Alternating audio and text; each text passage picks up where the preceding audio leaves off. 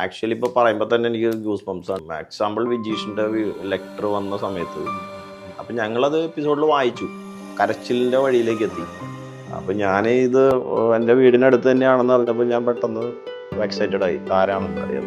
അപ്പോഴാണ് ഞാൻ ഇതിൻ്റെ ബാക്ക് സ്റ്റോറി തപ്പി കുറച്ച് സമയമെടുത്ത് ആ വീടൊക്കെ കണ്ടുപിടിച്ച് ഞാനകത്ത് കയറി ചെല്ലുമ്പോൾ വിജീഷ് കിടക്കുന്നു. ഞാൻ അത്ര ബെഡ്റിഡാണെന്ന് വിചാരിച്ചില്ല. ആക്ച്വലി വിജീഷിനെ കൈ പോലും ചലിച്ചിട്ടുണ്ടായിരുന്നില്ല. ഒരു ഫിംഗർ മാത്രം വെച്ചിട്ടാണ്, 1-2 ഫിംഗർ മാത്രമേ ചലിക്കുള്ളൂ, അത് വെച്ചിട്ടാണ് പുള്ളി എഴുതിയത്. നമ്മളൊരു കൺഫർമേഷൻ അല്ല എന്നുള്ള രീതിയിലായിരുന്നു ലക്ഷ്മിനെ ആദ്യം വിളിച്ചത്. ഇതെങ്ങനെ പോകും? ആ സമയത്ത് 3-4 എപ്പിസോഡ് ഇറങ്ങിയപ്പോൾ തന്നെ ഒരുപാട് നെഗറ്റീവ് കോമൻസ് ഉണ്ടായിരുന്നു ഷോയ്ക്ക് തന്നെ. അതാണ് പിന്നീട് പോസിറ്റീവായി മാറിയത്. അപ്പോൾ ലക്ഷ്മിക്ക് ഒറ്റയ്ക്ക് നിന്ന് പോരാടാൻ കഴിവുള്ള ഒരാളാണ്. ഒരു ഫ്ലോറിൽ ഒറ്റയ്ക്ക് പോയി നിന്നാലും അതെങ്ങനെ ഹാൻഡിൽ ചെയ്യണമെന്ന് പറ്റും. അശ്വതി എല്ലാം പറയുന്നുണ്ട്, അത് കഴിഞ്ഞ് പിന്നെ പുറത്ത് വന്ന് അത് ഡൈജസ്റ്റ് ആവണില്ല എന്ന് പറയും. അന്ന് അത്രയും ടോക്സിക് ആയിട്ടുള്ള കോമഡീസ് ഒന്നും ഉണ്ടായിരുന്നില്ല. എങ്കിൽ പോലും എന്തെങ്കിലുമൊക്കെ വന്ന് പറഞ്ഞാൽ അശ്വതിക്ക് പറയാൻ ഒരു മടിയും ബുദ്ധിമുട്ടൊക്കെ ഉണ്ടായിരുന്നു ആ കാലഘട്ടത്തിൽ. പിന്നെ അശ്വതി പല ഇൻ്റർവ്യൂസിലും അത് പറഞ്ഞിട്ടുണ്ട്. അത് എന്നെ കൊണ്ട് നിർബന്ധിച്ച് ചെയ്യിപ്പിച്ചതാണ് അങ്ങനെ.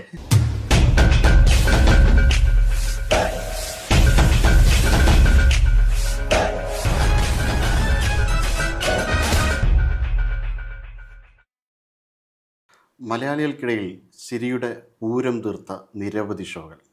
കേരള സ്റ്റേറ്റിൻ്റെ best celebrity show director award കിട്ടിയ handsome celebrity show director Shri Anoop ജോണാണ് ഇന്ന് നമ്മോടൊപ്പം ഉള്ളത്.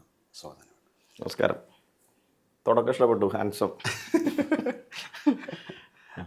ആണെന്ന് പറയണമല്ലോ, നമ്മൾ കള്ളം പറയുന്നത് നമ്മുടെ അജണ്ട. കള്ളല്ല, സത്യമല്ലേ? അതെ അതെ, അതുകൊണ്ട് സത്യം തുറന്നു പറഞ്ഞുകൊണ്ട് തന്നെ തുടങ്ങണമെന്നാണ്. ആയിക്കോട്ടെ, പുകഴ്ത്തി പറഞ്ഞ സ്ഥിതിക്ക് തുടങ്ങാം.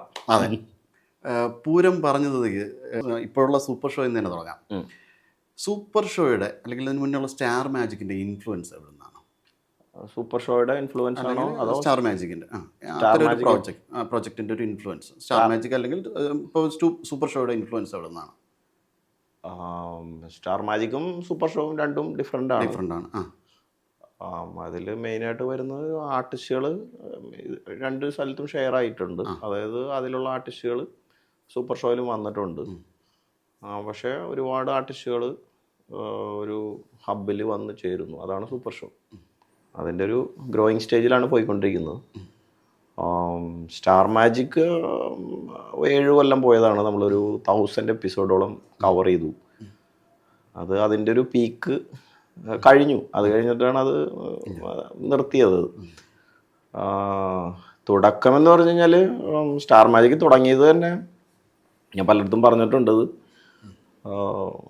ജസ്റ്റ് ഒരു ഓണക്കാലത്ത് തുടങ്ങിയൊരു ചെറിയൊരു ഷോ, ഒരു 5-10 എപ്പിസോഡ് പോകാൻ പറ്റിയൊരു ഷോ ആയിരുന്നു ഉദ്ദേശിച്ചത്.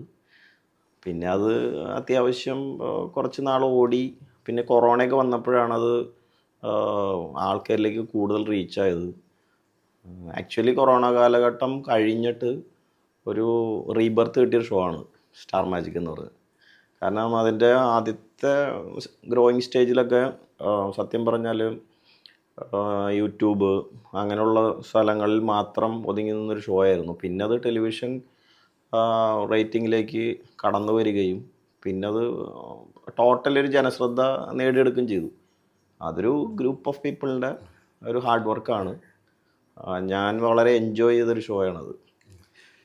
തൃശ്ശൂർക്കാരൻ എന്ന നിലയ്ക്ക് പൂരം മനസ്സിലുണ്ടാണെന്ന് അറിയില്ല, എനിക്ക് അങ്ങനെയൊക്കെ തോന്നിയിട്ടുണ്ട് ആ ഷോ കാണുമ്പോഴത്തേക്കും. അതിൽ മുഴുവൻ ഒരു തൃശ്ശൂർ പൂരം കാണാൻ കിട്ടുന്നുണ്ടല്ലോ. ചായ, ഒരു ഇലഞ്ഞിത്തറമേളം, ഒരു കുടമാറ്റം, അങ്ങോട്ടും ഇങ്ങോട്ടുള്ള കൊടുക്കൽ വാങ്ങൽ, എല്ലാ ഷോയിൽ നിറഞ്ഞു നിൽക്കും പോലെയൊക്കെ തോന്നിയിട്ടുണ്ട്.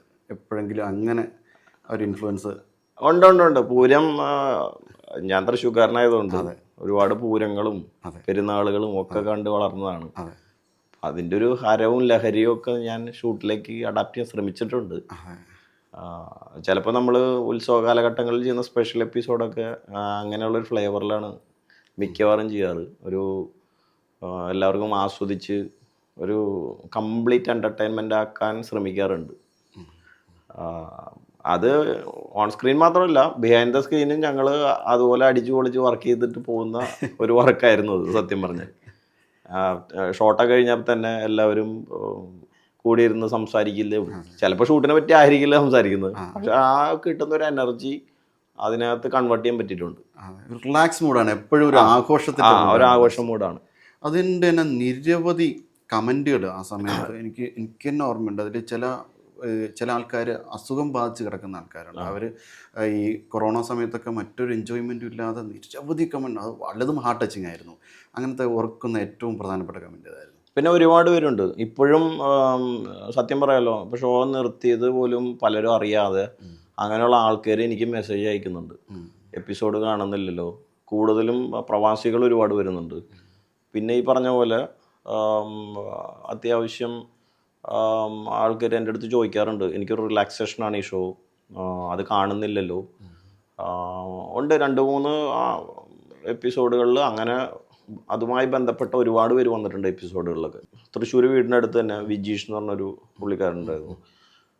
അദ്ദേഹം ഒരു ലെറ്റർ അയച്ചിട്ട് ആ ഷോയിലേക്ക് ഞങ്ങൾ അവരെ പോയി കണ്ടെത്തി അതിലേക്ക് കൊണ്ടുവരാൻ പറ്റിയിരുന്നു. അപ്പോഴാണ് എനിക്ക് മനസ്സിലായത് പുള്ളി വീൽ ചെയറിലാണെന്ന്, നടക്കാൻ പോലും പറ്റാതെ കുറേ നാളുകളായിട്ട് വീട്ടിൽ ഈ ഷോയും കണ്ട് മാത്രം ഇരിക്കുന്ന ആൾക്കാരുണ്ട്. ഇപ്പോഴും അതുപോലുള്ള ആൾക്കാർ സൂപ്പർ ഷോ കാണുന്നുണ്ട്, അത് വിളിച്ച് അഭിപ്രായം പറയുന്നുണ്ട്.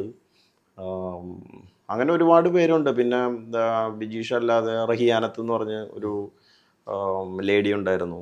പിന്നെ ഡിസേബിൾഡ് ആയവർക്ക് വേണ്ടിയിട്ട് തന്നെ നമ്മൾ സെപ്പറേറ്റ് എപ്പിസോഡ്സ് തന്നെ ചെയ്തിട്ടുണ്ട്. അപ്പോൾ ഒരുപാട് പേരെ ഹാർട്ട് ടച്ച് ചെയ്യുന്നു എന്ന് പറഞ്ഞാൽ ആ സമയത്ത് ഞാൻ വളരെ സന്തോഷിച്ചിട്ടുണ്ട്. കാര്യം ഒരു വലിയൊരു സെലിബ്രിറ്റി വരുന്നതിനേക്കാളും ഒരു സന്തോഷം എനിക്ക് അതിനകത്ത് കിട്ടിയിട്ടുണ്ട്. ഒരുപാട് പേര് ആ സമയത്ത് ഒരുപാട് ആങ്സൈറ്റിയും അത്തരത്തിലുള്ള മാനസികമായ പ്രശ്നങ്ങൾക്ക് ഒരുപാടുണ്ടായിരുന്നു ഈ കൊറോണയുടെ സമയത്ത്. ഇതൊന്നും ആ സമയത്താണ് പ്രോഗ്രാം ഏറ്റവും കൂടുതൽ പീക്കിലെത്തി. അതെ അതെ അതെ അതെ, ഒരു ആശ്വാസമായിരുന്നു പലർക്കും. ചില ആൾക്കാർ ഈ അസുഖം ബാധിച്ച് കിടക്കുന്നു, അച്ഛനൊക്കെ അസുഖം ബാധിച്ച് കിടക്കുന്നു എന്ന് പറഞ്ഞിട്ട് അങ്ങനെയൊക്കെ വന്നിട്ടുണ്ടെന്ന് തോന്നുന്നു. ഉണ്ട് വന്നിട്ടുണ്ട്. ഒരുപാട് പേര് അങ്ങനെ വന്നിട്ടുണ്ട്. എനിക്ക് എല്ലാവരും റീകളക്ട് ചെയ്യാൻ പറ്റുന്നില്ല, പക്ഷേ അങ്ങനെയുള്ള കുറച്ച് പേര് വരുന്നുണ്ട്. പിന്നെ ഒരുപാട് പേര് വരാൻ ട്രൈ ചെയ്യുന്നുണ്ട്. പലർക്കും അവിടെ എത്തിപ്പെടാൻ പറ്റാത്തൊരു കണ്ടീഷൻ ഉണ്ടായിരുന്നു. ചിലവർ ബെഡ് റിഡൺ ആയിട്ടുള്ള ആൾക്കാരൊക്കെ ഉണ്ടായിരുന്നല്ലോ. അപ്പോൾ അങ്ങനെയുള്ള ആൾക്കാർ എത്തിപ്പെടാൻ പറ്റാതെ ഞങ്ങൾ വേറെന്ത് സൊല്യൂഷൻ ചെയ്യാമെന്ന് വരെ പ്ലാൻ ചെയ്തിട്ടുണ്ട്. പക്ഷേ അവർക്ക് വേണ്ടി അങ്ങനെ ഷോ നമുക്ക് വേറെ പുറത്ത് വെച്ചൊന്നും നടത്താൻ പറ്റിയിട്ടില്ല. അങ്ങോട്ട് ചെന്ന് ആരെങ്കിലും വീടുകളിലൊക്കെ പോയി ചെന്ന് കണ്ടിട്ടുണ്ടോ? കണ്ടിട്ടുണ്ട്. എല്ലാവരും ചേർന്നിട്ട് കണ്ടിട്ടുണ്ട്. അപ്പോൾ അവരുടെയൊക്കെ ഒരു നേരിട്ടുള്ളൊരു പ്രതികരണം എങ്ങനെയായിരുന്നു? അത് വെൽക്കം ചെയ്യുന്നു പെട്ടെന്ന്. അത് നമുക്ക് ആക്ച്വലി ഇപ്പോൾ പറയുമ്പോൾ തന്നെ എനിക്ക് ഗൂസ് ബംസ് ആണ്. ഈ എക്സാമ്പിൾ വിജീഷിൻ്റെ ലെറ്റർ വന്ന സമയത്ത് ഞങ്ങൾക്ക് ഷോയിലേക്ക് ഒരു ലെറ്റർ മാത്രം വരികയായിരുന്നു. അപ്പം ഞങ്ങളത് എപ്പിസോഡിൽ വായിച്ചു. അപ്പം എല്ലാവരും ഇരുന്ന് വായിച്ച് കേട്ട് എല്ലാവരും ഇരുന്ന് ഒരു കരച്ചിലിൻ്റെ വഴിയിലേക്ക് എത്തി. അപ്പോഴാണ് ഞാൻ ഇതിൻ്റെ ബാക്ക് സ്റ്റോറി തപ്പി ആ ലെറ്റർ എവിടെ നിന്നാണ് വന്നതെന്നൊക്കെ അറിഞ്ഞ്. അപ്പം ഞാൻ ഈ വിജീഷിനെ കാണാൻ, വിജീഷിൻ്റെ അഡ്രസ്സ് ഞാൻ അവിടെ നിന്ന് ആ ലെറ്ററിൽ നിന്ന് വായിച്ചെടുത്ത്. ആക്ച്വലി വിജീഷ് 1-2 ലെറ്റർ അയച്ചിട്ടുണ്ടായിരുന്നു. നമ്മൾക്ക് 2ാമത്തെ ലെറ്ററാണ് കിട്ടുന്നത്. ആദ്യം ഞങ്ങളൊരു സാധാ ലെറ്റർ പോലെ, അത് ഒരുപാട് ലെറ്റർ വരാറുണ്ട് ഈ കാലഘട്ടത്തിൽ. ഒരുപാട് ലെറ്റർ അല്ല, ഒരു 4-5 വന്നാൽ അത് ഞങ്ങൾക്ക് വലിയ അമൂല്യ നിധി പോലെ. അപ്പം ഞാൻ ഇത് എൻ്റെ വീടിനടുത്ത് തന്നെയാണെന്ന് അറിഞ്ഞപ്പോൾ ഞാൻ പെട്ടെന്ന് എക്സൈറ്റഡ് ആയി, ആരാണെന്ന് അറിയാൻ വേണ്ടി. കാരണം ഈച്ച് ആൻഡ് എവറി പോയിന്റ് അതിൽ നോട്ട് ചെയ്തിട്ടാണ് ആ ലെറ്റർ വന്നിരുന്നത്. അപ്പം ഞാനത് എൻ്റെ 2-3 സുഹൃത്തുക്കളൊക്കെ ആയിട്ട് ഞങ്ങളത് കുറച്ച് സമയമെടുത്ത് ആ വീടൊക്കെ കണ്ടുപിടിച്ച് പുള്ളിയുടെ വീട് എത്തുമ്പോൾ അവരുടെ അമ്മയും ആരൊക്കെ ഒന്ന് ഇപ്പോൾ ഉണ്ടായിരുന്നു. അപ്പോൾ ഞാനകത്ത് കയറി ചെല്ലുമ്പോൾ വിജീഷ് കിടക്കാമെന്ന്. അപ്പം ഞാൻ അത്ര ബെഡ് റിഡൺ ആണെന്ന് വിചാരിച്ചില്ല. ആക്ച്വലി വിജീഷിൻ്റെ കൈ പോലും ചലിക്കുന്നുണ്ടായിരുന്നില്ല. ഒരു ഫിംഗർ മാത്രം വെച്ചിട്ടാണ്, 1-2 ഫിംഗർ മാത്രമേ ചലിക്കുള്ളൂ. അത് വെച്ചിട്ടാണ് പുള്ളി എഴുതിയിരുന്നത്. ഇന്നും അദ്ദേഹം എനിക്ക് അതിൻ്റെ ഓരോ എപ്പിസോഡിൻ്റെ ഈച്ച് കമൻസ് ഇപ്പോൾ പോകുന്ന സൂപ്പർ ഷോയുടെ വരെ അയക്കാറുണ്ട്. നല്ലതാണെങ്കിൽ നല്ലതെന്ന് പറയും, അല്ലെങ്കിൽ ക്വാളിറ്റി കുറവാണെങ്കിൽ അത് പറയും. പിന്നെ വരേണ്ട ഗസ്റ്റുകളെ പറ്റി പറയും. ആക്ച്വലി ഒരു മോട്ടിവേഷനാണ് അവർക്കൊക്കെ വേണ്ടി ഒരു എപ്പിസോഡ് ചെയ്യാമെന്ന് പറയുമ്പോൾ തന്നെ. അല്ല, ഇത്തരത്തിൽ ഗസ്റ്റുകളുടെ സജഷൻസ് ഒരുപാട് വരുന്നുണ്ടാവില്ലേ? അത്തരം ഗസ്റ്റുകളെയാണോ അധികം വരുന്നത്? ഉണ്ട്, ഒരുപാട് സജഷൻസ് വരാറുണ്ട്. നമ്മൾ മാക്സിമം പറ്റാവുന്നവരെല്ലാവരും ഈ ഷോയിൽ ഇൻക്ലൂഡ് ചെയ്യാൻ ശ്രമിച്ചിട്ടുണ്ട്. ബാക്കി വരാത്ത ആൾക്കാർ അവരുടെ അവൈലബിലിറ്റി കൊണ്ടും ആ സമയം ശരിയാവാത്തത് കൊണ്ടൊക്കെ തന്നെ എത്താത്ത ആൾക്കാരുണ്ട്. പക്ഷേ ഇവർ തന്നെയാണല്ലോ നമ്മളെ ഓഡിയൻസ് ആണല്ലോ, അവർക്ക് കാണാൻ താല്പര്യമുള്ള ആൾക്കാരെ നമ്മൾ കൊണ്ടുവരുമ്പോഴാണ് ആ ഷോ കൂടുതൽ വിജയിക്കുന്നത്. അത്തരത്തിൽ പ്രേക്ഷകരുടെ ഒരു നിരന്തരമുള്ള പ്രഷർ കാരണം കൊണ്ടുവന്ന ആദ്യത്തെ ഗസ്റ്റ് ഏതാണെന്ന് ഒരു ഓർമ്മയുണ്ട്? ഞങ്ങൾ ആദ്യത്തെ ഒരു കണ്ടീഷനിൽ അതിൽ ഗസ്റ്റുകൾ കുറവായിരുന്നു. പിന്നെയാണ് ഞങ്ങളൊരു ഓണക്കാലഘട്ടത്തിൽ എത്തിയപ്പോഴാണ് ആദ്യമായിട്ട് അതിനകത്തൊരു വലിയൊരു സെലിബ്രിറ്റി വരണമെന്ന് ചാക്കോച്ചനായിരുന്നു. അവിടെ നിന്നാണ് ഞങ്ങൾ സ്റ്റാർട്ട് ചെയ്യുന്നത്. അതിൽ ഷോസിൽ ഗസ്റ്റുകളെ ഉൾപ്പെടുത്താം എന്ന് പറഞ്ഞ് അന്ന് മുതലാണ് ഞങ്ങൾ ഗസ്റ്റുകളെ തേടി ഒരുപാട് ഓപ്ഷൻസ് വന്നിട്ടുണ്ടായിരുന്നു. ദിലീപേട്ടൻ്റെ ഓപ്ഷൻ ഉണ്ടായിരുന്നു, ജയസൂര്യ വന്നപ്പോൾ ഉണ്ടായിരുന്നു, പിന്നെ ലാലേട്ടൻ, അങ്ങനെയൊക്കെ ഓപ്ഷൻ ഉണ്ട്. ഞങ്ങളത് അന്ന് ആ സമയത്ത് ഞങ്ങൾ ട്രൈ ചെയ്തിട്ട് നടന്നിട്ടില്ല. ആക്ച്വലി ഞങ്ങൾ ഓണത്തിനും അങ്ങനെയുള്ള സംഭവങ്ങളിലാണ് കൂടുതലും ഹൈ പ്രൊഫൈൽ ഗസ്റ്റുകൾ വരാറ് ഷോയിൽ. അപ്പോൾ ആ സമയത്ത് ലാലേട്ടൻ എന്തെങ്കിലും ഷോ 2 പ്രാവശ്യം മെർജ് വന്നിട്ടുണ്ട്. അപ്പോൾ ആ സമയത്തൊന്നും ഞങ്ങൾക്ക് ഉപയോഗിക്കാൻ പറ്റിയിട്ടില്ല. പിന്നെ ഓൾമോസ്റ്റ് ഒരുപാട് മിക്ക ഗസ്റ്റിൻ്റെയും സജഷൻ വന്നിട്ടുണ്ട് സത്യം പറഞ്ഞാൽ. അല്ല, ഇതിൽ ഇളക്കി മറിച്ച സ്റ്റാർ മാജിക് അല്ലെങ്കിൽ സൂപ്പർ ഷോ ഇളക്കി മറിച്ചൊരു ഗസ്റ്റ് ആരായിരുന്നു? ഏറ്റവും നന്നായിട്ട് ഇളക്കി മറിച്ചത് ദിലീപേട്ടനാണ്.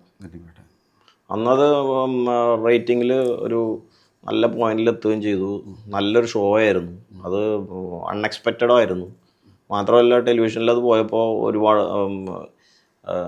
ഞങ്ങൾക്ക് എങ്ങനെയാണ് അതിൻ്റെ ഇമ്പാക്റ്റ് വരിക എന്നറിയില്ലായിരുന്നു. സാധാരണ എല്ലാ ഓണത്തിനും നമ്മൾ ഓരോ ഗസ്റ്റുകളെ കൊണ്ടുവരുമ്പോൾ ഒന്നിനൊന്ന് മെച്ചമായിട്ട് ഇങ്ങനെ പോയിക്കൊണ്ടിരിക്കുകയായിരുന്നു. അപ്പോൾ ഓരോരുത്തർ വരുമ്പോൾ നമുക്കൊരു എക്സ്പെക്റ്റേഷൻ ഉണ്ട്. ദിലീപേട്ടൻ വന്നപ്പോൾ എക്സ്പെക്റ്റേഷൻ കവർ ചെയ്ത് അതിന് മേലെ പോയി. ചാക്കോച്ചൻ വന്നപ്പോൾ എങ്ങനെയായിരുന്നു? ചാക്കോച്ചനും ഞങ്ങളെ അൺഎക്സ്പെക്റ്റഡ് ആയിരുന്നു. ചാക്കോച്ചനെ അങ്ങനെ ഒരു ടൈപ്പിൽ ഞാൻ കണ്ടിട്ടില്ല. ആക്ച്വലി ചാക്കോച്ചനായിട്ട് അതിന് മുമ്പ് 1-2 പ്രാവശ്യം വർക്ക് ചെയ്തിട്ടുണ്ടെങ്കിലും ആ ഓണ എപ്പിസോഡിൽ വരുമ്പോൾ ഞങ്ങളെ സത്യം പറഞ്ഞ് ഞെട്ടിച്ച് കളഞ്ഞു. ഒരു ചെറിയൊരു ബേസ് ലൈനിലാണ് അത് വർക്ക് ചെയ്തത്. പക്ഷെ അത് ചാക്കോച്ചൻ്റെ സ്പോണ്ടേനിയസ് ആയിട്ടുള്ള കൗണ്ടേഴ്സും കോമഡിയൊക്കെ വന്ന് ആ ഷോ ഭയങ്കര കളർഫുള്ളാക്കി. സൂപ്പർ ഷോയിലേക്ക് വരുമ്പോൾ അതിൻ്റെ ഫസ്റ്റ് എപ്പിസോഡിലാണോ ദിലീപേട്ടനൊക്കെ വരുന്നത്? ഫസ്റ്റ് എപ്പിസോഡിൽ ദിലീപേട്ടൻ, ധ്യാൻ ശ്രീനിവാസൻ, സുരാജ് ഏട്ടൻ, നവ്യ, ഇത്രയും പേരാണ് എപ്പിസോഡിൽ വന്നത്. അതൊരു അവർ തമ്മിലൊരു കൊടുക്കൽ വാങ്ങൽ ഭയങ്കര അത് മലയാളത്തിൽ അത് ടെലിവിഷനിൽ വരാത്തൊരു കോംബോ ആയിരുന്നു. അത് വർക്കൗട്ട് ചെയ്തു. ഇവര് അങ്ങോട്ടും ഇങ്ങോട്ടും രണ്ട് ജനറേഷന്റെ ആൾക്കാർ തമ്മിൽ അങ്ങോട്ടും ഇങ്ങോട്ടും. സുരാജേട്ടനും ധ്യാനുമായിരുന്നു കൂടുതൽ കൗണ്ടറാണ്. അതെ ഗംഭീര സംഭവം. സുരാജേട്ടനെ പറയുമ്പോൾ സുരാജേട്ടൻ ആദ്യമായിട്ട് വരുന്ന സൂപ്പർ നൈറ്റിൽ ആങ്കറിങ്ങിലേക്ക് വരുന്ന സൂപ്പർ നൈറ്റിലാണ് തോന്നുന്നു. മഴവിൽ മനോരമയിൽ ഓണക്കാലത്തൊരു ഷോ ചെയ്തിരുന്നു. ഒരു എപ്പിസോഡ് ഷോ, 1-2 എപ്പിസോഡ് ഒരു സ്പെഷ്യൽ ഷോ ചെയ്തിട്ടുണ്ടായിരുന്നു. ആ സമയത്താണ് സുരാജേട്ടനെ ആദ്യമായിട്ട് ഒരു കോമ്പയറിങ്ങിലേക്ക് നമ്മൾ കൊണ്ടുവരുന്നത്. അപ്പം അന്ന് സുരാജേട്ടനായിട്ടുള്ള ഒരു സൗഹൃദമൊക്കെ വെച്ച് അദ്ദേഹം അന്ന് നല്ലപോലെ നമ്മുടെ കൂടെ ടീമായിട്ട് സിങ്കായി വർക്ക് ചെയ്യാൻ പറ്റി. അതെൻ്റെ മനസ്സിൽ കിടപ്പുണ്ടായിരുന്നു. അങ്ങനെയാണ് സൂപ്പർ നൈറ്റിൽ നമ്മൾ കാസ്റ്റ് ചെയ്യുന്നതും സുരാജേട്ടനെ ഒരു ആ ലെവലിലേക്ക് ഒരു മോൾഡ് ചെയ്ത് എടുക്കാനൊക്കെ പറ്റിയ സമയത്ത് അത് സുരാജേട്ടനും കുറച്ച് ഡൗട്ട്ഫുള്ളായിരുന്നു. ഇത് എങ്ങനെയാണ് ആ ലെവലിലേക്ക് വരിക, എങ്ങനെയായിരിക്കും അത് ആൾക്കാർ ഏറ്റെടുക്കുക എന്നൊക്കെ ആയിരുന്നു. പക്ഷെ അത് വന്നപ്പോൾ ഇത് ആക്ച്വലി ഒരു 10 കൊല്ലം ബാക്കാണത്. അന്നത് നല്ല രീതിയിൽ എത്താൻ പറ്റി, ഒരു നല്ല സൂപ്പർ ഹിറ്റ് ഷോ ആയിട്ട് മാറാനും സാധിച്ചു. അത് ഏകദേശം 2 സീസൺ 250ഓളം എപ്പിസോഡ്. അതെ. അതും ഗംഭീര, അതൊരു ആനച്ചന്തം, അതും ഇതേമാതിരി ഒരു ആനച്ചന്തം ഉണ്ടായിരുന്നു മൊത്തത്തിൽ. Dancers one of the best set എന്ന് പറയാം നമ്മുടെ ടെലിവിഷനിൽ തന്നെ. അത്രയും വലിയൊരു ആംഫി തിയേറ്റർ പോലൊരു സെറ്റായിരുന്നു അത്. ആ സമയത്ത് 10 കൊല്ലം മുമ്പ് അതൊരു ഞങ്ങളെ സംബന്ധിച്ചിടത്തോളം വാവ് എന്നുള്ളൊരു ഫാക്ടറായിരുന്നു ആ സെറ്റ് കാണുമ്പോൾ തന്നെ. ഈ സ്കിറ്റ് ഇതിൻ്റെ ഇടയിൽ വരിക എന്നൊരു കോൺസെപ്റ്റ് എങ്ങനെയാണ്? അത് ഏത് മുതലാണ്? ഏതാണ്? ഇപ്പം ഇത് സൂപ്പർ നൈറ്റിൻ്റെ ഇടയിൽ സ്കിറ്റ് ഉണ്ടാവാറുണ്ട്, പല പ്ലേസ് അറേഞ്ച് ചെയ്യാറുണ്ട്. അപ്പം അതിൻ്റെ ഒരു ചേഞ്ച്, അതെനിക്ക് തോന്നുന്നു അത്രയും TV ഷോസ് സൂപ്പർ നൈറ്റിലാണെന്ന് തോന്നുന്നു അങ്ങനെ ഒരു ബ്ലണ്ടിങ്. അതിൻ്റെ ഒരു കോൺസെപ്റ്റ് എവിടെ നിന്നായിരുന്നു? അല്ല, നമുക്ക് അങ്ങനെ ഒരു ഷോ ചെയ്യണമെന്ന് കമ്പനി ആവശ്യപ്പെടുമ്പോൾ എന്തിനകത്ത് കൊണ്ടുവരാം എന്നുള്ളതായിരുന്നു ആദ്യത്തേത്. അപ്പോൾ ഫസ്റ്റ് ഫ്യൂ എപ്പിസോഡ്സിൽ നല്ല ഗസ്റ്റുകളൊക്കെ വന്നു. അപ്പോൾ അതുമായി ബന്ധപ്പെട്ട് എന്തെങ്കിലുമൊക്കെ എൻട്രീസ് ചെയ്യാമെന്നായിരുന്നു ആദ്യം പ്ലാൻ. പിന്നെ നോക്കിയപ്പോൾ എൻ്റെ കയ്യിൽ ഒരു ബഞ്ച് ഓഫ് ടാലൻസ് ഉണ്ടായിരുന്നു. ഒരു 5-6 പാക്ഡ് ടീം ഉണ്ടായിരുന്നു. അപ്പോൾ അവരൊക്കെ വന്നപ്പോൾ ആ ഷോ വളരെ കളർഫുള്ളായി. അന്നത്തെ ഒരു ലൈനപ്പ് ഇപ്പോഴും അതിശയകരമാണ്. ഹരീഷ് കണാരനും പാഷാണം ഷാജി, ഉല്ലാസ്, അങ്ങനെയുള്ള ടീമുകളുടെ ഒരു നിരയായിരുന്നു ആ ഷോ. ആക്ച്വലി അതിൻ്റെ ഒരു ബാക്ക് ബോൺ അവരായിരുന്നു. കോമഡി ഫെസ്റ്റിവലിലാണെന്ന് തോന്നുന്നു ഇവരെ first comedy festival Mazhavil Manorama ചെയ്തിരുന്നപ്പോഴായിരുന്നു ഇവരൊക്കെ ഒരു ടീമായിട്ട് ഒരുപാട് എസ്റ്റാബ്ലിഷ് ചെയ്തു. അവർ കോമഡി ഏരിയയിൽ അവർ സജീവമായിരുന്നെങ്കിലും പ്രേക്ഷകരിലേക്ക് കൂടുതൽ റീച്ച് ആയതും ആൾക്കാർ കൂടുതൽ അറിയാൻ തുടങ്ങിയതും ആ ഷോയിലൂടെ ആയിരുന്നു. അശ്വതി ശ്രീകാന്തിനെ എങ്ങനെയാണ് കണ്ടെത്തിയത്? അശ്വതി ശ്രീകാന്തിൻ്റെ ഫസ്റ്റ് ഷോ സൂപ്പർ നെറ്റ് ആണെന്ന് തോന്നുന്നു. അതെ. അശ്വതി ശ്രീകാന്ത് ഇതിനു മുമ്പ് എവിടെയോ ഷോസൊക്കെ ചെയ്തിട്ടുണ്ട്. പക്ഷെ മുഴുവൻ നീളെ പോയൊരു ടെലിവിഷൻ ഷോ ഇതായിരിക്കും ആദ്യമായിട്ട്. അശ്വതി വളരെ യാദൃശ്ചികമായിട്ടാണ് വരുന്നത്. ഞങ്ങൾ 2-3 ആങ്കേഴ്സിനെ ആ ടൈമിൽ കാസ്റ്റ് ചെയ്തിട്ടുണ്ടായിരുന്നു. അങ്ങനെ എനിക്കൊരു വോയിസ് വരുമായിരുന്നു. എൻ്റെ ഹെഡ് അനിൽ അയ്യൂർ ഒരു വോയിസ് എനിക്ക് അയച്ചു തരാണ്. ഈ വോയിസ് കേട്ടിട്ട് ഇയാൾ വർക്കൗട്ട് ആവുമെന്ന് നോക്കുന്നു. അപ്പം ഞാൻ നോക്കിയപ്പോൾ എൻ്റെ ഒരു കാസ്റ്റിങ്ങിനും അതിൻ്റെ ഒരു സിങ്കും ഈ വോയിസ് കറക്റ്റ് ആവും എന്നെനിക്ക് തോന്നി. അതിന് ശേഷമാണ് ഞാൻ അയാളെ കാണുന്നത്. ആക്ച്വലി ആ സമയത്ത് തന്നെ ഓൾമോസ്റ്റ് ഒരു 75% നമ്മൾ ഓക്കെ ആയിരുന്നു. അതിനുശേഷം അശ്വതി ആ സമയത്ത് ദുബായിലായിരുന്നു. കുറച്ച് ഒരു 2-3 ആഴ്ചകൾക്ക് ശേഷം പിന്നെ കാണുന്നു. കണ്ടപ്പോൾ ഞങ്ങളിങ്ങനെ കാര്യങ്ങളൊക്കെ സംസാരിച്ചു, ഓക്കെ ആണെന്ന് തോന്നി. അപ്പോൾ അങ്ങനെ ഡയറക്റ്റ് കാസ്റ്റ് ചെയ്തു. ആദ്യം ആൾക്കാരൊക്കെ ചോദിച്ചു എന്താണ് അങ്ങനെ ഒരു ആങ്കർ, സുരാജ് ചേട്ടനായിട്ട് കോമ്പിനേഷൻ ഒരു സെലിബ്രിറ്റി അല്ലേ വേണ്ടേ എന്നൊക്കെ ആദ്യം ചോദിച്ചിരുന്നു. പക്ക കൊടുക്കലോ അങ്ങനെ. പിന്നെ അത് അശ്വതി ഒരു RJ ആയിരുന്നു. അപ്പോൾ നമ്മളുടെ സ്ക്രിപ്റ്റിലേക്ക് അശ്വതി വന്ന് ചേരുകയായിരുന്നു. പിന്നെ ഇപ്പോൾ അനിൽ അയ്യൂരിൻ്റെ കാര്യം പറഞ്ഞപ്പോഴാണ്, അനിൽ അയ്യൂർ ശ്രീകണ്ഠൻ നായർ ആരാണ് കൂടുതൽ ഇൻഫ്ലുവൻസ് ചെയ്തിട്ടുള്ളത്? തുടക്ക കാലഘട്ടങ്ങളിൽ ഞാൻ ആദ്യം വർക്ക് ചെയ്ത് തുടങ്ങിയത് ശ്രീകണ്ഠൻ സാറിൻ്റെ കൂടെയായിരുന്നു. ഏഷ്യാനെറ്റിലൊക്കെ ഉള്ള സമയത്ത് അവിടെ നിന്നാണ് നമ്മൾ പ്രൊഡക്ഷൻ്റെ ബാലപാഠങ്ങളൊക്കെ പഠിക്കുന്നത്. അതിനുശേഷം മനോരമയിൽ വരുമ്പോഴാണ് അനിൽ സാറിനെ പിന്നെ മീറ്റ് ചെയ്യുന്നത്. അപ്പോൾ ആദ്യം മീറ്റ് ചെയ്തത് ശ്രീകണ്ഠൻ സാറേ ആയിരുന്നു. അപ്പോൾ അവിടെ നിന്നാണ് നമ്മൾ മനോരമയിലേക്ക് വരുന്നതും. സാറുമായിട്ട് രണ്ടുപേരും എന്നെ ഒരുപാട് ഇൻഫ്ലുവൻസ് ചെയ്തിട്ടുണ്ട്. ടെലിവിഷനിലെ പുതിയ ആശയങ്ങളും പുതിയ അപ്ഗ്രേഡ് ചെയ്യണ കാര്യങ്ങളൊക്കെ ഞാൻ അവരിൽ നിന്നാണ് കൂടുതലും പഠിച്ചത്. വലിയൊരു ഡ്രാസ്റ്റിക് ചേഞ്ച് ആരോടൊപ്പം ചേർന്നതിന് ശേഷമാണ് ഉണ്ടാകുന്നത്? ഡ്രാസ്റ്റിക് ചേഞ്ച് ആക്ച്വലി അനിൽ അയ്യൂരായിട്ട് വർക്ക് ചെയ്ത് തുടങ്ങും. കാര്യം എന്ന് വെച്ച് കഴിഞ്ഞാൽ ശ്രീകണ്ഠ സാറ് നമ്മുടെ ടോട്ടൽ ഹെഡ് ആയിരുന്നെങ്കിലും ഞാൻ ആദ്യം മനോരമയിൽ വരുമ്പോൾ അസിസ്റ്റ് ചെയ്തത് അനിൽ സാറിൻ്റെ കൂടെ തന്നെയായിരുന്നു. ഒരു 1-2 കൊല്ലങ്ങളോളം ആ സമയത്ത് വർക്ക് ചെയ്ത്. അപ്പോൾ സാറിൻ്റെ കൂടെ കുറച്ചും കൂടി അറ്റാച്ച്ഡ് ആയിരുന്നു ആസ് എ വർക്ക് വൈസ്. അപ്പോൾ സാറിനിൽ നിന്ന് കുറച്ചുകൂടി കൂടുതൽ കംഫർട്ടായിരുന്നു. ശ്രീകണ്ഠ സാർ ഒരു ഹെഡായതുകൊണ്ട് നമുക്കൊരു എന്നും മീറ്റ് ചെയ്യണ ഒരു സിങ്ക് ആയിരിക്കില്ല. അനിൽ സാറ് കുറച്ചും കൂടെ നമുക്ക് ഫ്ലെക്സിബിളായി എപ്പോഴും നമ്മുടെ കൂടെ ഉണ്ടാവും. എൻ്റെ ഒരു ഞാൻ അദ്ദേഹത്തിൻ്റെ അസോസിയേറ്റ് ആയിരുന്നു. അങ്ങനെ വർക്ക് ചെയ്ത് അത് മനോരമയിൽ നിന്നും ഫ്ലവേഴ്സിലേക്ക് എത്തി. ഇതിൻ്റെ ഓവറോൾ എല്ലാം ശ്രീകണ്ഠ സാറും ഉണ്ടായിരുന്നു. ഇപ്പം അനിൽ അയ്യൂർ ശ്രീകണ്ഠൻ നായരോട് പറഞ്ഞു, ഇനി ലക്ഷ്മി നക്ഷത്ര അശ്വതി ശ്രീകാന്ത് ഇവരിൽ കൂടുതൽ മാർക്ക് ആർക്ക് കൊടുക്കും? രണ്ടും 2 ടൈപ്പ് ജോണേഴ്സാണ് ഇവർ വർക്ക് ചെയ്തുകൊണ്ടിരുന്നത്. അശ്വതിയും സുരാജേട്ടനുള്ള സിംഗ് ആയിരുന്നു ആ ഷോയിൽ കൂടുതൽ വർക്കായിരുന്നു. അതർ സൈഡ് നോക്കുമ്പോൾ ലക്ഷ്മി സിംഗിൾ ഇതിലായിട്ട് നിന്നിരുന്നു. അപ്പോൾ 2 ടൈപ്പ് കാസ്റ്റിംഗ് ആണ് നമ്മൾ ചെയ്തിരിക്കുന്നത്. കാരണം ഒരെണ്ണം കോംബോ ആയിരുന്നു സൂപ്പർ നൈറ്റിൽ, അശ്വതിയും സുരാജേട്ടനും. ലക്ഷ്മി സിംഗിളായിട്ടാണ് ചെയ്തുകൊണ്ടിരുന്നത്. അപ്പോൾ 2 പേർക്കും 2 പേരുടേതായ കുറച്ച് സ്കില്ലുകൾ ഉണ്ട്. ലക്ഷ്മി ഭയങ്കരമായിട്ട് ആദ്യത്തെ എനിക്ക് തോന്നുന്നു ഒരു പ്രാങ്കൊക്കെ കഴിഞ്ഞപ്പോഴത്തെ ഭയങ്കരമായിട്ട് ഈ കോമഡി ഇതുമായിട്ട് സിങ്കായും അങ്ങോട്ടും ഇങ്ങോട്ടും ട്രോളാനും നല്ല രീതിയിൽ താൻ തുടങ്ങി. അത് ഏത് ഒരു എങ്ങനെയാണ് ഇതിനെ പരിപാടിയെ സ്വാധീനിച്ചത് പ്രോഗ്രാമിനെ? നമ്മളിപ്പോൾ പറഞ്ഞു വന്ന പോലെ ലക്ഷ്മി ഒരു 5ാമത്തെ ആങ്കറായിട്ടാണ് സ്റ്റാർ മാജിക്കിൽ വരുന്നത്. അതിനു മുമ്പ് 3, 4, 5, 4 പേരൊക്കെ വന്ന് പോയി. പലർക്കും അത് ആയിട്ട് സിങ്ക് ആവാൻ പറ്റാത്തതുകൊണ്ടും പിന്നെ അതിലൊരു കാസ്റ്റിംഗ് കറക്റ്റ് ആവാത്തതുകൊണ്ടും എല്ലാം മാറി വരികയായിരുന്നു. അങ്ങനെയാണ് ലക്ഷ്മി നമ്മളൊരു കൺഫർമേഷൻ അല്ല എന്നുള്ള രീതിയിലായിരുന്നു ലക്ഷ്മിനെ ആദ്യം വിളിച്ചത്. ഇതെങ്ങനെ പോകും? ആ സമയത്ത് 3-4 എപ്പിസോഡ് ഇറങ്ങിയപ്പോൾ തന്നെ ഒരുപാട് നെഗറ്റീവ് കോമൻസ് ഉണ്ടായിരുന്നു ഷോയ്ക്ക് തന്നെ. അതാണ് പിന്നീട് പോസിറ്റീവായി മാറിയത്.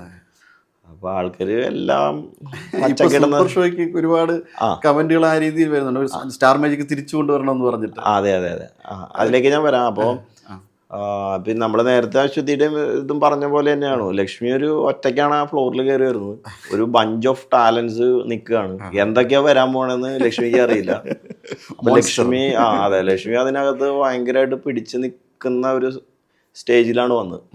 അപ്പോൾ ലക്ഷ്മി അതിൻ്റെ അകത്ത് ഒറ്റയ്ക്ക് നിന്ന് അവരോട് കൂടെ നിന്ന് ആ ഷോയിൽ ജെല്ലായി മാറി. പിന്നെയാണ് ആ ഷോ കുറച്ചും കൂടെ ഒന്ന് ആൾക്കാരിലേക്ക് ഒരു ഫ്ലോയിലെത്തിയത് ശരിക്കും പറഞ്ഞാൽ. അപ്പോൾ ലക്ഷ്മി അതിലേക്ക് വന്ന് ഒരു 5-6 എപ്പിസോഡ് കൊണ്ട് ഏകദേശം ഒരു സിങ്കായി. പിന്നെ ലക്ഷ്മിയുടെ കയ്യിലായി ആ ഷോ. നമുക്ക് ഫസ്റ്റ് ടൈം വരുമ്പോൾ ഉണ്ടല്ലോ എല്ലാം ഒരാളെ പറഞ്ഞ് ക്ലിയർ ചെയ്ത് പിന്നെ അടുത്തൊരു സ്റ്റേജിലേക്ക് ഇമ്പ്രവൈസ് ചെയ്ത് പോകുന്ന ഒരു 5-10 എപ്പിസോഡ് കൊണ്ട് ലക്ഷ്മി പിക്കപ്പ് ചെയ്തു. അത് വേറെ ലെവലിലെത്തി. അപ്പോൾ ലക്ഷ്മിക്ക് ഒറ്റയ്ക്ക് നിന്ന് പോരാടാൻ കഴിവുള്ള ഒരാളാണ്. ഒരു ഫ്ലോറിൽ ഒറ്റയ്ക്ക് പോയി നിന്നാലും അതെങ്ങനെ ഹാൻഡിൽ ചെയ്യണമെന്ന് പറ്റും. അത് ഇവരെ ട്രോള് മൊത്തം ഏറ്റവും അതെ അത് കാര്യം എന്ന് വെച്ച് കഴിഞ്ഞാൽ അത് സിമ്പിളല്ല. ഇപ്പോൾ ഇതിനകത്ത് വരുന്ന കോമൻസ് തന്നെ രണ്ട് സൈഡിലിരിക്കുന്ന ടീമുകൾ പറയുന്ന കോമഡി എല്ലാം ആക്സെപ്റ്റ് ചെയ്ത് അതിനകത്ത് നിന്ന് പോകാൻ ലക്ഷ്മിക്ക് പറ്റത്തുള്ളൂ. പക്ഷേ എല്ലാ ആങ്കേഴ്സിനും അത് പറ്റുമെന്ന് എനിക്ക് തോന്നുന്നില്ല. അത് ചിലപ്പോൾ അതിൻ്റെ റൈറ്റ് സെൻസിലെടുത്ത് അത് ഓക്കെ അത് കുഴപ്പമില്ല എന്ന് പറയുന്ന രീതിയിൽ ഇതിനു മുമ്പ് വന്ന പല ആങ്കേഴ്സും ആണെങ്കിൽ പോലും അവർ പറയും അത് പറയണത് ഞങ്ങൾക്ക് ഇഷ്ടപ്പെടില്ല. അങ്ങനെ ഇത് ലക്ഷ്മിക്ക് അങ്ങനെ ഒരു പ്രോബ്ലം ഉണ്ടായിരുന്നില്ല. ഫ്ലെക്സിബിൾ ആയിരുന്നു, എങ്ങോട്ട് വേണോ തിരിയുന്ന. സൂപ്പർ നെറ്റ് ചെയ്യുമ്പോൾ ഈ പ്രശ്നം സുരാജേട്ടനും അശ്വതിക്കും ഉണ്ടായിരുന്നു. സുരാജേട്ടൻ ഒരു ലെവലിൽ ഉള്ളൊരു സംഭവം, സുരാജേട്ടെല്ലാം പറയാൻ റെഡിയാണ്. അശ്വതി എല്ലാം പറയുന്നുണ്ട്. അത് കഴിഞ്ഞ് പിന്നെ പുറത്ത് വന്ന് അത് ഡൈജസ്റ്റ് ആവണില്ല എന്ന് പറയും. അന്ന് അത്രയും ടോക്സിക് ആയിട്ടുള്ള കോമഡീസ് ഒന്നും ഉണ്ടായിരുന്നില്ല. എങ്കിൽ പോലും എന്തെങ്കിലുമൊക്കെ വന്ന് പറഞ്ഞാൽ അശ്വതിക്ക് പറയാൻ ഒരു മടിയും ബുദ്ധിമുട്ടൊക്കെ ഉണ്ടായിരുന്നു ആ കാലഘട്ടത്തിൽ. പിന്നെ അശ്വതി പല ഇൻ്റർവ്യൂസിലും അത് പറഞ്ഞിട്ടുണ്ട്. അത് എന്നെ കൊണ്ട് നിർബന്ധിച്ച് ചെയ്യിപ്പിച്ചതാണ്. അങ്ങനെ അല്ല, നമ്മളൊരു കംഫർട്ട് സോണിൽ നിന്ന് എല്ലാവരോടും പറയും. അത് എല്ലാവരും കൂടെ ഓക്കെ ആണെങ്കിൽ നമ്മൾ ചെയ്യാറുള്ളൂ. അല്ലെങ്കിൽ അങ്ങനെ ഒരു സംഭവത്തിലേക്ക് നമ്മൾ പോകാറില്ല. ഇതിലേക്ക് വരുമ്പോൾ ഇത്തരത്തിൽ ഒരുപാട് തരത്തിലുള്ള വ്യത്യസ്തങ്ങളായ ഒരുപാട് ആൾക്കാരെ ഒരു ബ്ലെൻഡ് ചെയ്തിട്ടുണ്ടല്ലോ ഒരു പ്രോഗ്രാം. ഇത് പ്രശ്നങ്ങൾ ഉണ്ടാവാൻ സാധ്യത കൂടുതലാണ്. പരസ്പരം അങ്ങോട്ടും ഇങ്ങോട്ടുള്ള ഈഗോ ക്ലാഷസ് ഉണ്ടാകും. അത്തരത്തിലുള്ള ഈഗോ ക്ലാഷസ് ആണ് എന്തെങ്കിലും സ്റ്റാർ മാജിക്കിലുണ്ടായിരുന്നു. സ്റ്റാർ മാജിക്കിൽ ഈഗോ ക്ലാഷുകൾ സ്റ്റാർട്ടിങ് ഒരു 50 എപ്പിസോഡ് വരെയൊക്കെ ഉണ്ടായിരുന്നു. നമുക്ക് ഇത്രയും 12-13 ആർട്ടിസ്റ്റ് വരുമ്പോൾ 14ഓളം ആർട്ടിസ്റ്റുകളൊക്കെ വരുമ്പോൾ ഇവരെല്ലാവരും മെൻറ്റാലിറ്റി പലതായിരിക്കും. അവർക്ക് ചിലപ്പോൾ അപ്പുറത്തേക്കുന്ന ആർട്ടിസ്റ്റായിട്ട് എന്തെങ്കിലും പ്രശ്നങ്ങളുണ്ടായിരിക്കും. പക്ഷേ ഇതൊക്കെ ജെല്ല് ചെയ്ത് കൊണ്ടുപോകാൻ കുറച്ച് പാടായിരുന്നു ആദ്യ കാലഘട്ടങ്ങളിൽ. പിന്നെ അങ്ങനെയുള്ള സിങ്കാവാത്ത ആൾക്കാരെ നമ്മൾ ഒഴിവാക്കി കുറച്ചും കൂടിയും പ്രശ്നമില്ലാത്ത ആൾക്കാരെയൊക്കെ കൊണ്ടുവന്ന് അതിനകത്ത് ഫില്ല് ചെയ്തപ്പോഴാണ് ഷോ ഒന്നുകൂടി സ്മൂത്ത് ആയത്. ഒന്ന് കൊത്തി പറകിയെടുത്ത് ശരിയാക്കി. അങ്ങനെയാണത്. പക്ഷെ ചിലപ്പോഴൊക്കെ ചില ആൾക്കാരെ നമ്മൾ ടാർഗറ്റ് ചെയ്തൊക്കെ കളിയാക്കുമ്പോൾ അവർ എന്തെങ്കിലുമൊക്കെ ബുദ്ധിമുട്ട് പറയാറുണ്ട്. അന്ന് ഒരു 4-5 കൊല്ലങ്ങൾക്ക് മുമ്പ് അങ്ങനത്തെ കോമഡീസ് കുഴപ്പമുണ്ടായിരുന്നില്ല. കാര്യം ചിലപ്പോൾ നമ്മൾ ഈ ഓഫ് ക്യാമറയിൽ ഇരുന്ന് പറയുന്ന സംഭവങ്ങൾ നമുക്ക് ഓക്കെ ആയിരിക്കും. പക്ഷെ അത് ഷൂട്ട് ചെയ്ത് പുറത്ത് വിടുമ്പോഴായിരിക്കും ബാക്കിയെല്ലാവർക്കും പ്രശ്നം വരുന്നത്. അത് പബ്ലിക് ആക്കുമ്പോഴാണ് പലർക്കും പ്രോബ്ലംസ് വരുന്നത്. പക്ഷേ ഷോയ്ക്കകത്ത് അങ്ങോട്ടും ഇങ്ങോട്ടും കളിയാക്കുന്നത് അവർക്കൊരു പ്രശ്നമായിരുന്നില്ല. ഇതുവരെ അങ്ങനെ ആർക്കും പ്രശ്നം ഉണ്ടായിട്ടില്ല. അഥവാ പ്രശ്നം ഉണ്ടായി തന്നെ നമ്മളത് എഡിറ്റിൽ കട്ട് ചെയ്ത് കളയാറുണ്ട്. അത് ആക്ച്വലി ഇപ്പം നമ്മൾ പറയുന്നത് പോലെ ഒരു ഈവനിങ് നമ്മളെവിടെയെങ്കിലും ഒരു മരത്തിൻ്റെ താഴെ ഒരു കലിങ്കിലൊക്കെ ഇരുന്ന് പെട്ടെന്നൊരു സൊറ പറയുന്ന ഒരു രീതിയിലായിരുന്നു ആ ഷോ പോയിരുന്നത്. അപ്പം ഇതെന്തും അവർ തമ്മിൽ എന്തും പറയാന്നുള്ളൊരു ഫ്രീഡം ഉണ്ടായിരുന്നു അങ്ങോട്ടും ഇങ്ങോട്ടും. അല്ല, അപ്പം അത്തരത്തിൽ ഒരു ഷോ മുന്നേറുമ്പോഴത്തേക്കും ആരെങ്കിലും നമ്മൾ പുറത്തു നിന്ന് ചില ആൾക്കാർ ഇപ്പോൾ പലരും കോമഡിയെ തന്നെ ഒരു ട്രാക്കിൽ ഇത്ര മീറ്റർ വെച്ച് കൊടുക്കുന്നുണ്ട്. ആ രീതിയിൽ എന്തെങ്കിലും കേസ് കൊടുക്കുന്നു അങ്ങനെ എന്തെങ്കിലുമൊക്കെ പറഞ്ഞ് മെസ്സേജ് അയക്കും അങ്ങനെ എന്തെങ്കിലും ഒരുപാട് വരാറുണ്ട്. അത് ആ എപ്പിസോഡ് ശരിയായില്ല, അദ്ദേഹത്തെ അങ്ങനെ പറഞ്ഞ് ശരിയായില്ല, അങ്ങനെയൊക്കെ പറഞ്ഞ് ബോഡി ഷെയിം ചെയ്തു എന്നൊക്കെ പറഞ്ഞ് ഒരുപാട് കമൻസ് വരാറുണ്ട്. അങ്ങനെ കംപ്ലൈൻസ് കേസുകളൊന്നും വന്നിട്ടില്ല ഇതുവരെ. പക്ഷേ ഒരുപാട് പേര് വിമർശിക്കാറുണ്ട്. വിമർശനം എന്ന് പറയുന്നത് നല്ലതാണ്. ഒരു പരിപാടി അഡ്രസ്സ് ചെയ്യുന്നതാണ് വിമർശനം. നമ്മളതിൽ നിന്നും നെഗറ്റീവ്സ് ഒക്കെ വരുമ്പോൾ നമ്മളതിൽ നിന്ന് കാര്യങ്ങൾ മനസ്സിലാക്കി അത് ഫൈൻ ട്യൂൺ ചെയ്യാൻ ശ്രമിക്കാറുണ്ട്. അപ്പോൾ അതുകൊണ്ട് നെഗറ്റീവ് കമൻസ് നല്ലതാണ് ആക്ച്വലി. ഇനിയിപ്പോൾ ഗസ്റ്റുകളായിട്ട് വരും ഒരുപാട് നിരവധി ഗസ്റ്റുകൾ വന്നിട്ടുണ്ട്. ഇപ്പം സൂപ്പർ ഷോയുടെ കാര്യം പറഞ്ഞിട്ട് ഇപ്പോൾ സ്റ്റാർ മാജിക്കിൻ്റെ കാര്യം നിരവധി ഗസ്റ്റ് വരുന്നുണ്ട്. ഇപ്പം ഗസ്റ്റ് വന്നിട്ട് ചങ്കാറ്റ് കട്ട ചങ്കാറ്റ് മാറിയ ആരെങ്കിലും ഉണ്ടോ? ഗസ്റ്റ് വന്ന് ഒറ്റ ചങ്കായി മാറിയ മാനേജ് ചേച്ചി ഉണ്ടായിരുന്നു അവസാനത്തെ എപ്പിസോഡ്സിലൊക്കെ. മാനേജ് ചേച്ചി ഭയങ്കര ഫ്ലെക്സിബിളായിരുന്നു. ഒരു ഫാമിലിയിലൊക്കെ ഒരു ആൾ വരുന്ന പോലെയായിരുന്നു മാനേജ് ചേച്ചി വന്നിരുന്ന സമയത്ത്. പക്ഷെ മാനേജ് ചേച്ചി ആദ്യ കാലഘട്ടങ്ങളിൽ ഈ ഷോയ്ക്ക് വരാൻ അപ്രോച്ച് ചെയ്തപ്പോൾ മാനേജ് ചേച്ചി ആദ്യം എൻ്റെ ചോദിച്ചു, ഇതിൽ വന്ന് ഞാനെന്ത് ചെയ്യാനാണെന്ന് ചോദിച്ചു. എനിക്ക് താല്പര്യമില്ല എന്നൊക്കെ പറഞ്ഞു. പിന്നെ എപ്പിസോഡ്സൊക്കെ കണ്ടപ്പോൾ നോക്കാമെന്ന് പറഞ്ഞു. പിന്നെ അതിൽ ഏറ്റവും കൂടുതൽ പെർഫോം ചെയ്യുന്ന ഒരാളായി മാറി കുറച്ച് കഴിഞ്ഞപ്പോൾ. അത്തരത്തിൽ സംശയിച്ച് നിന്നിട്ട് എനിക്ക് ശരിയാവോ ഇല്ലയോ എന്ന് സംശയിച്ച് നിന്നിട്ട് വന്ന ഗസ്റ്റുകൾ വേറെ ആരെങ്കിലും ഉണ്ടോ? ഉണ്ട്. മാനേജ് ചേച്ചി അങ്ങനെ വന്ന ഒരാളാണ്. നവ്യ നായർ അങ്ങനെ വന്നിരുന്നതാണ്. ആദ്യം എന്താവുന്നൊരു ഇതുണ്ടാവുന്നില്ല. കാര്യം നവ്യ നായർ അങ്ങനെ ഒരു കാസ്റ്റിങ്ങിലേക്ക് കൊണ്ടുവരുന്നത് ചിലപ്പോൾ ആദ്യമായിട്ടായിരിക്കും സ്റ്റാർ മാജിക്കിലൂടെ. അത്യാവശ്യം കോമഡി പറയാനും സ്പോട്ടിൽ എന്തെങ്കിലും ഇംപ്രവൈസ് ചെയ്ത് ചെയ്യാനൊക്കെ ഒരു ടാലന്റ് ഉണ്ടെന്ന് ചിലപ്പോൾ നാട്ടുകാർ അറിഞ്ഞത് അങ്ങനെ ആയിരിക്കും ചിലപ്പോൾ. അതിനുശേഷമാണെന്ന് തോന്നുന്നു നിരവധി കൗണ്ടറുകൾ നവിയുടെ ഭാഗത്തുണ്ടായിരുന്നു. അതെ അതെ അതെ. ചാക്കോച്ചനൊക്കെ പറയും പോലെ തന്നെ സൂപ്പർ ഷോയിൽ വന്നതിന് ശേഷം അങ്ങോട്ടും ഇങ്ങോട്ടും ഒക്കെ ഉള്ള കൊടുക്കൽ വാങ്ങൽ ഒരു ഘടകം നവിയായിരുന്നു. അതെ അതെ. അതുകൊണ്ടാണോ നവിയെ പിടിച്ച് സ്ഥിരം ഗസ്റ്റ് ആക്കുന്നത് സൂപ്പർ ഷോയിലേക്ക്? നവ്യ ആക്ച്വലി നല്ല എന്ത് കണ്ടാലും അത് സാധാ ഗസ്റ്റ് പോലെയല്ല, എന്ത് കണ്ടാലും റിയാക്ട് ചെയ്യും. നമുക്ക് ആ റിയാക്ഷനാണ് ഏറ്റവും കൂടുതൽ ആ ഷോയെ ഹിറ്റ് ആകുന്നത്. കാര്യം പലരും പറയും അതിൻ്റെ താഴെ ഒരു കോമഡി കണ്ടിട്ട് ചിരിക്കും. നവ്യക്ക് എന്ന് പറഞ്ഞാൽ ചെറിയൊരു കോമഡി കണ്ടാൽ മതി, അത് പെട്ടെന്ന് ചിരിക്കും. ചിലപ്പോൾ അപ്പുറത്തിരിക്കുന്ന ഗസ്റ്റ് ചിരിക്കുന്നുണ്ടായിരിക്കില്ല. പക്ഷെ ഒരിക്കലും അത് പൈസ കൊടുത്ത് ചിരിപ്പിക്കുന്നതല്ല, അത് സ്പോട്ടിൽ തന്നെ ഞങ്ങൾ തന്നെ അതിശയിച്ചു പോകുന്നതാണ് ചില സമയത്ത്. ചില ആൾക്കാരുണ്ട് ചില ചെറിയൊരു കോമഡിയോ അല്ലെങ്കിൽ ഒരു മൈന്യൂട്ട് മൂവ്മെന്റോ കണ്ടു കഴിഞ്ഞാൽ അപ്പം ചിരിക്കും. ആ റിഫ്ലക്ഷൻ പ്രേക്ഷകരിലേക്ക്. അതെ, അവരുടെ ചിരി കണ്ടിട്ട് ഈ കോമഡിയെ കുറിച്ച് കൂടുതൽ ചിന്തിച്ച്. പക്ഷെ അത് എഡിറ്റ് ചെയ്ത് വരുമ്പോൾ ചിലപ്പോൾ ആൾക്കാർ ചോദിക്കും ഇത് എന്താണ് ഇവർ ഇങ്ങനെയൊക്കെ ചിരിക്കണമെന്ന് ചോദിക്കും. ആക്ച്വലി നമ്മൾ ആ ഷൂട്ടിന്റെ സമയത്ത് അത് ഡയറക്റ്റ് കണ്ട ഒരു ഫീൽ ഒരിക്കലും ഒരു എഡിറ്റ് ചെയ്ത് വരുന്ന ഒരു സംഭവത്തിൽ കിട്ടത്തില്ല ചില കാര്യങ്ങളിൽ. അതിൻ്റെ ഒരു നാച്ചുറാലിറ്റി പോകുന്നുണ്ടോ എഡിറ്റിംഗ് കഴിയുമ്പോഴത്തേക്കും? എഡിറ്റിംഗ് നാച്ചുറാലിറ്റി പോകല്ല, ഇങ്ങനെയുള്ള കുറച്ച് കേസുകളിൽ ചിലപ്പോൾ ഞാൻ പറഞ്ഞില്ലേ, ഇപ്പോൾ ചെറിയൊരു കാര്യം കണ്ടാൽ ചിരിക്കുന്ന ആൾക്കാരുണ്ട് നമ്മുടെ സമൂഹത്തിൽ. ചിലപ്പോൾ എന്ത് കണ്ടാലും ചിരിക്കാത്തവരുണ്ട്. ഈ താരതമ്യം പലപ്പോഴും പ്രശ്നങ്ങളുണ്ടാവും. അങ്ങനെയുള്ളവരോ ചോദിക്കും ഇവരെന്തിനാണ് ചിരിക്കുന്നതെന്ന് ചോദിക്കും. സ്റ്റാർ മാജിക്കിൽ അങ്ങനെ വന്നിട്ട് ഞാൻ ചിരിക്കില്ല എന്നും പറഞ്ഞുകൊണ്ട് കടും പശ പിടിച്ച് വന്ന അങ്ങനത്തെ ഗസ്റ്റുകളുണ്ടോ? ഇല്ല, നമ്മൾ ഓൾമോസ്റ്റ് എല്ലാവരും വന്നു കഴിഞ്ഞാൽ ഷോ ബ്രീഫ് ചെയ്യാറുണ്ട്. അവരതിനകത്ത് നമ്മൾ ആദ്യമേ വിളിച്ചു പറയുന്നത് ഇങ്ങനെ ഷോ ആണ്, ഇതിനകത്ത് വേറെ സംഭവങ്ങളൊന്നുമില്ല, കുറച്ച് നേരം അവിടെ ഇവിടെ വന്ന് സ്പെൻഡ് ചെയ്യുക, കളറാക്കുക, പോവുക എന്നല്ല പറയാറ്. അപ്പോൾ അതുകൊണ്ട് അങ്ങനെ ഒരു ഒന്നും ഉണ്ടായിട്ടില്ല. സലീമേട്ടൻ്റെ എപ്പിസോഡ് എങ്ങനെ ഉണ്ടായിരുന്നു? സലീമേട്ടൻ ഒരുപാട് തഗ് അതിനകത്ത് യൂസ് ചെയ്തിട്ടുണ്ട്. അങ്ങോട്ടും ഇങ്ങോട്ടും കൊടുക്കൽ വാങ്ങി സാധാരണ സംസാരിച്ചുകൊണ്ട് എനിക്ക് നേരിട്ട് പരിചയമുണ്ട്, ഫോണിലൊക്കെ സംസാരിക്കാൻ ഇടയ്ക്ക്. അപ്പോൾ പുള്ളി സാധാരണ സംസാരിച്ചുകൊണ്ടിരിക്കുമ്പോൾ തന്നെ ഒരു 5 തഗ്, പിന്നെ അത് അപാരമായിട്ടുള്ള നോളജ് ബേസാണ്. അത് എങ്ങനെയാണ് അവിടെ ഉപയോഗിച്ചത് പുള്ളി?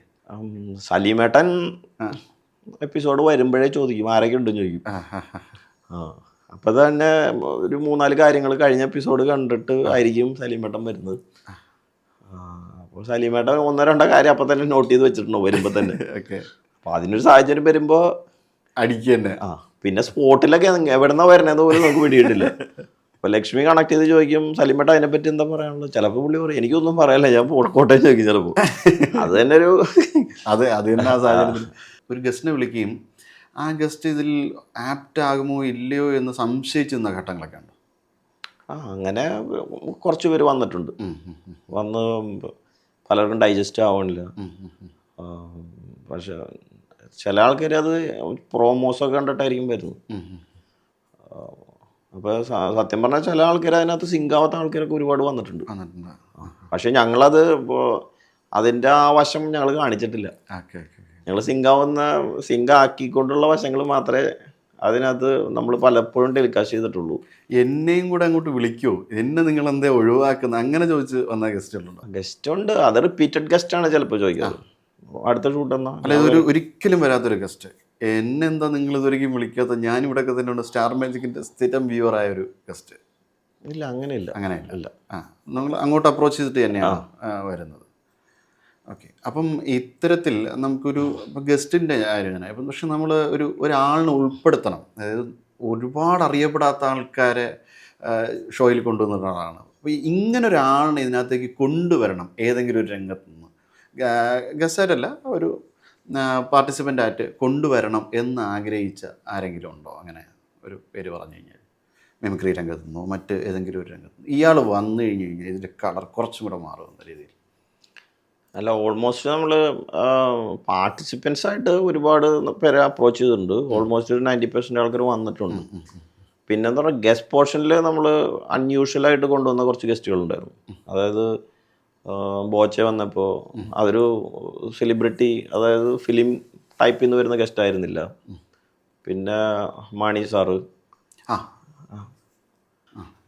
അങ്ങനെ വന്ന വേറൊരു ഗസ്റ്റാണ് മണി സാറ്. മണി സാറ് എങ്ങനെയാലും ഒരു ദിവസം ഈ ഷോയിൽ വരണം എന്ന് ഞങ്ങൾ ഒരുപാട് തവണ റിക്വസ്റ്റ് ചെയ്തതിൻ്റെ 3-4 മാസം ഞങ്ങൾ ട്രൈ ചെയ്തിട്ടാണ് അദ്ദേഹം ഒരു ദിവസം സമ്മതിക്കുകയും വരികയും ചെയ്ത്. അപ്പോൾ എല്ലാവർക്കും കുറച്ച് പേടിയായിരുന്നു. പതിവിൽ വിപരീതമായി എല്ലാവരും ബാക്കൗട്ട് ചെയ്ത് സംസാരിക്കണോ, എന്താണ് സംഭവിക്കാൻ പോണെന്ന് എല്ലാവർക്കും ഒരു ആകാംക്ഷയായിരുന്നു ആക്ച്വലി. അല്ല, അതിൽ പുള്ളിയുടെ ഡൂപ്പൊക്കെ വന്നല്ലോ. ബോച്ചയുടെ ഡൂപ്പ് വന്നത്, പുള്ളിയുടെ മണി സാറിൻ്റെ വന്നില്ല. ഈ കൈ ഇങ്ങനെ ആക്കിയിട്ട് ഒരു കക്ഷി എം എം മണിയുടെ ഡ്യൂപ്പ് പോലെ അതിലില്ലായിരുന്നോ? ഇല്ല. ബോച്ചയുടെ വന്നിരുന്നു. മണി സാറ് കുറെ ഒരു മണിക്കൂറോളം സ്പെൻഡ് ചെയ്തു. അതെ, ഞാൻ കണ്ടിട്ടുണ്ട് ആ എപ്പിസോഡ്. നല്ല എപ്പിസോഡാണ്. ഞങ്ങളതൊരു ഡിഫറെൻ്റ് ആയിരുന്നു. സാധാ ഫിലിം സെലിബ്രിറ്റി അല്ലാതെ വരുന്ന ഒരു കാസ്റ്റിംഗ് ആയിരുന്നു. PC ജോർജ് വന്നപ്പോഴും അതെ. PC ജോർജ് സാർ വന്നപ്പോഴും മണി സാർ വന്നപ്പോഴും എല്ലാം ഡിഫറെൻ്റ് ആയിരുന്നു. PC ജോർജ് എങ്ങനെയായിരുന്നു അങ്ങോട്ടും ഇങ്ങോട്ടും? വളരെ ഇതായിരുന്നു. നമ്മൾ വിചാരിക്കുന്നതിൻ്റെ മേലെയുള്ള സംഭവങ്ങളാണ് അവരുടെ അടുത്തുനിന്ന് വരാറ്. PC ജോർജിനെയും എം എം മണിയും കൂടെ ഒരുമിച്ചിരുത്തി സൂപ്പർ ഷോയിൽ വിളിക്കാൻ വേണ്ടിയിട്ട് ഒരു പ്ലാൻ ചെയ്ത് എങ്ങനെ ഇരിക്കും? അത് അവർ വില്ലിങ് ആവണം, എന്നാലും നമുക്ക് നല്ലതായിരിക്കും. നല്ല ആശയമാണത്. രണ്ട് വ്യത്യസ്ത പാർട്ടിയിൽ നിന്നാൽ ഏകദേശം ഹ്യൂമർ സെൻസും നാടൻ പ്രയോഗങ്ങളും ഒരുപാട് പ്രയോഗിക്കുന്നു. അതെ. എങ്ങനെയാണ് അതിൻ്റെ ഔട്ട്പുട്ട് വരാമെന്ന് എനിക്കറിയില്ല. ആദ്യം അവർ സമ്മതിക്കണമല്ലോ രണ്ടുപേരും.